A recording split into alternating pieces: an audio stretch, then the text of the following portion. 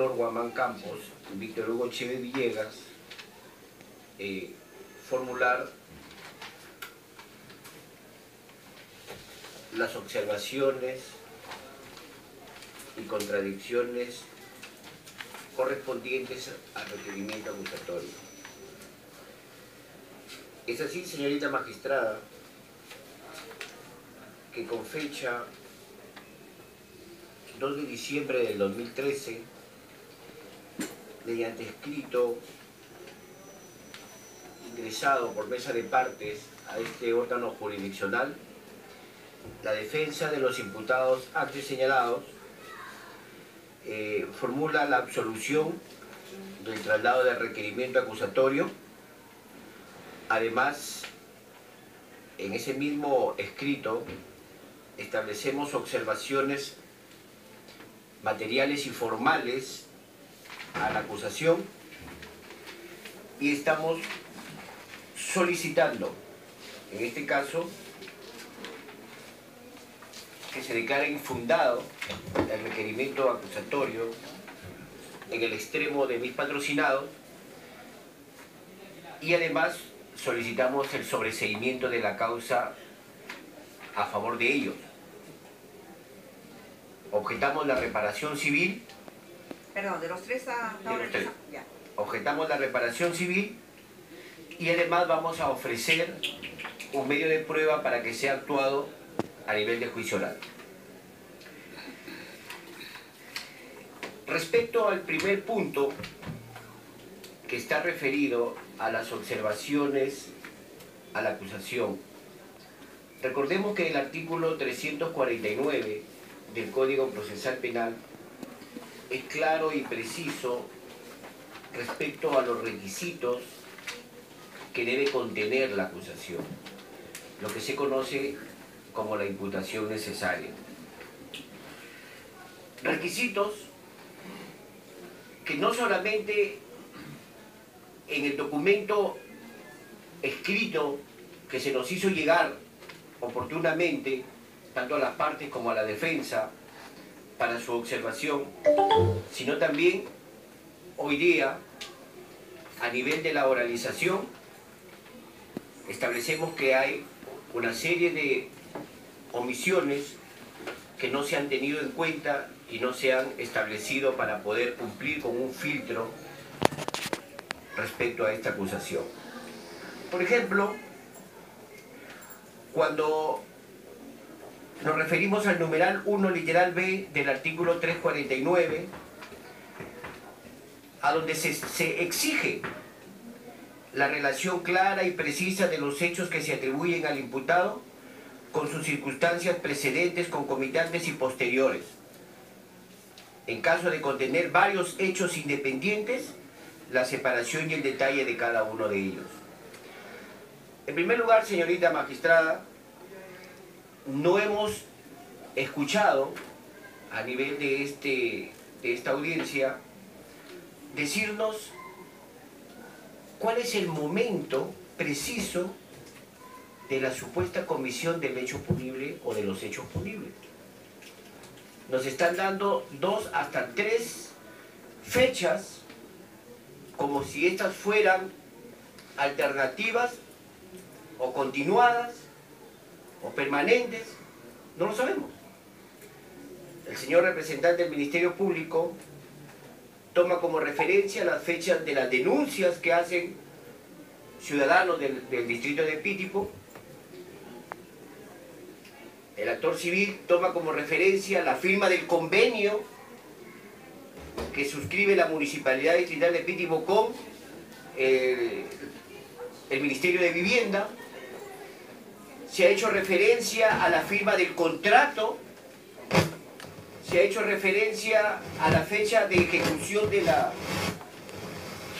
Se ha hecho referencia a la fecha en la que se ejecutó, comenzó la ejecución de la obra. Es decir, se ha hecho referencia a varias fechas y en realidad no sabemos cuál de esas fechas es la que se señala o se precisa cuando se produjo supuestamente la comisión de los hechos delictivos. Máxime si tomamos en cuenta que se están atribuyendo delitos como colusión, peculado y omisión o retardo de acto funcional. Si estamos hablando de omisión tenemos que precisar, tenemos que ser expresos en cuanto al señalamiento. ¿Qué más no se ha señalado en esta oralización, señorita magistrada? No se ha señalado, por ejemplo, cuáles son esos actos o circunstancias precedentes. No se ha señalado, por ejemplo, cuáles son los actos directos y los posteriores.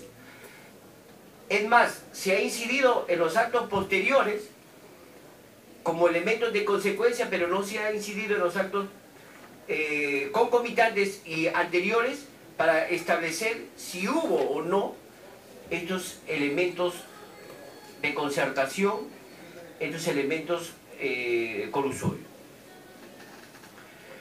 En ese sentido ya advertimos nosotros, la defensa en este aspecto, de lo que adolece en este caso la acusación. El numeral 1, literal C del artículo 349, también nos habla de los elementos de convicción que fundamenten el requerimiento acusatorio. Y sin embargo, se ha señalado, por lo menos en uno o dos, que generan estos elementos de convicción, pero en la gran mayoría solamente se los ha citado por su rótulo, ya sean cartas, informes, pero no se ha dicho de qué manera esos documentos generan una convicción como para poder acreditar las responsabilidades o determinar las responsabilidades penales que vayan a ser objeto de tratamiento a nivel del juicio oral. Por ejemplo, tenemos, dice, carta notarial de fecha 29 de marzo del 2010, otra carta notarial, informe legal que tampoco menciona, acuerdo de consejo, memorándum, etc. Entonces, no hay la suficiente explicación para establecer por qué y de qué manera cada elemento de convicción sirve para acreditar colusión, sirve para acreditar peculado u omisión, retardo en los actos funcionales.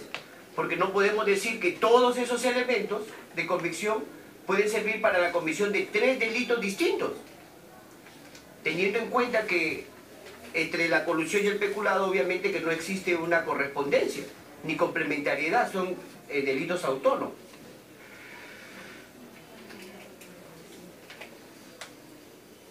También hemos advertido, señorita magistrada, que no se cumple con lo que señala el literal D del numeral 1 del artículo 349 sobre la participación que se le atribuye al imputado o imputados en el caso de la defensa de mis 3 patrocinados, que vendrían a ser el señor Manuel Gaudocio Valverde Acajima, la señora Dilma Flor Guamán Campos y el señor Víctor Hugo Chevel Villegas. Se establece en forma genérica, pero no se señala las conductas precisas que desarrollaron cada uno de ellos, máxime si lo que se está diciendo son solamente funciones que han omitido o han dejado de hacer en el desempeño de sus funciones. Sobre esos aspectos es lo que la defensa formula las observaciones a la acusación. El otro punto de la observación que hacemos es respecto al pedido de sobreseimiento que debe formularse contra cada uno de mis patrocinados. En este caso, el señor Manuel Gaudocio Valverde Acajima, de la señora Dilma Flor Guamán Campos y Víctor Hugo Chevel Villegas. Señorita magistrada, debo de comenzar diciendo que el sobreseimiento lo sustentamos en lo que señala el artículo 344, numeral 2, literal A y C del Código Procesal Penal. Vamos por el extremo del literal C que dice la acción penal se ha extinguido. Se imputa a mis patrocinados el delito de omisión y retardo de actos funcionales. Y la tipificación de este artículo, de este delito, lo encontramos en el artículo 377 del Código Penal, cuya pena es de 2 años y con 30 a 60 días multa. Ahora, si tomamos como referencia, y vuelvo a reiterar, porque no se ha mencionado y no se ha dicho, las fechas probables en que supuestamente se dio inicio a la comisión del hecho punible, como reitero, tenemos varias. Una de ellas es la celebración del convenio entre la Municipalidad de Pitipo y el Ministerio de Vivienda. ¿Cuándo es? El 20 de mayo del 2007. Del 20 de mayo del 2007 a la fecha ha transcurrido en demasía los 2 años que pide la norma, y si es que vamos al artículo 84 del Código Penal, que dice que cuando el delito es cometido por funcionario público se duplica la pena, entonces estaríamos hablando que el máximo de la pena solicitada o que le podría corresponder es de 4 años. En este caso, o la prescripción, perdón, se podría dar hasta 4 años. Y si computamos desde el 20 de marzo de 2007 hasta la fecha, ya han transcurrido más de 8 años. Pero también hay que tener en cuenta, señorita magistrada, que el Código Procesal Penal contempla la suspensión del plazo de prescripción al momento de la formalización de la investigación preparatoria. Tomando en cuenta ese dato, la disposición número 5, emitida por la Segunda Fiscalía Provincial Corporativa de Ferreñafe, de fecha 16 de mayo del 2011, es la fecha con la que se formaliza la investigación preparatoria.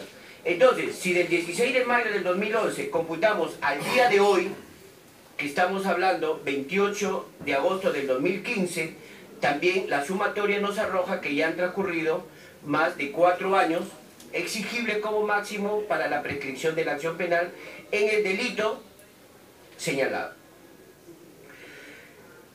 Pero si no vamos a la fecha en la que se firmó el convenio, si no vamos a la fecha en la que se celebra el contrato, y el contrato de obra está señalado con fecha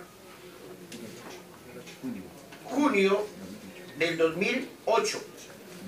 Igualmente, la sumatoria de los plazos respecto a ese delito hacia el momento de la formalización y del momento de la formalización hasta el presente también ya habría prescrito. ¿Por qué señalamos esto y en ese aspecto solicito se declare fundado en ese extremo la prescripción sobre ese delito? Porque también, señorita, nos va a permitir tomar como base el argumento que ha utilizado el Ministerio Público para imputar hechos a mis patrocinados. Y esos hechos son en que supuestamente ellos omitieron, dejaron de hacer, o supuestamente, como se ha señalado, se hicieron de la vista gorda para favorecer a unos particulares en la adjudicación primero y en la ejecución de la obra después. ¿Y por qué digo en la adjudicación? Porque la Fiscalía ha postulado de que los actos preparatorios se dieron desde la convocatoria, es decir, se preparó los hechos para favorecer que una empresa determinada gane ese concurso. Y es completamente falso.